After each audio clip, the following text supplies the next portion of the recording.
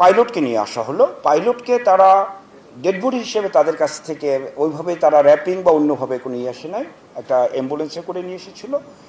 তো পাইলটের যে জিনিসটা হলো যে স্পট এবং হসপিটাল এই দুই জায়গায় একটু পারসেপশনের প্রবলেম থাকে। অনেক সময় আছে যে কনফার্ম ডেড, এটা তারা সেইভাবে ট্রিট করে ওইভাবে এটাকে কিন্তু র্যাপিং করে পাঠিয়ে দিয়েছে। বাট পাইলটের ব্যাপারে তাদের হয়তো একটা হোপ ছিল, সেই কারণে পাইলটকে নিয়ে আসা হয়েছে ওইভাবে। আমরা যখন রিসিভ করি ফার্স্ট আমি অন দ্য স্পটেই পাইলটের, আমি ব্যক্তিগতভাবে নিজেও ছিলাম, যখন হ্যান্ড ওভার করলাম ওরা সাথে সাথে পাইলটকে বিভিন্ন এক্সামিন করে দেখলো ইনিশিয়াল স্টেজে যে there is no sign of life.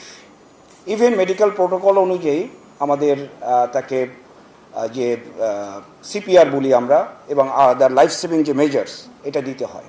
দেওয়ার পরে ফাইনালি কোনো রিভাইভালেরই কিছু চায় না। আপনি জানেন যে যে কোনো ডেড বডি বা আমাদের হসপিটালেও যদি আমরা দেখি অ্যাপারেন্টলি সাইন অফ লাইফ নাই, কিন্তু আমরা ডিক্লেয়ার করতে আমাকে মিনিমাম 30 মিনিটস টাইম নিতে হয়।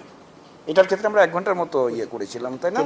40 মিনিটের মতো আমরা নিয়েছিলাম যে কোনোভাবে কোথাও জীবনের কোনো ফেরত আসার সম্ভাবনা আছে কিনা, যেই জন্য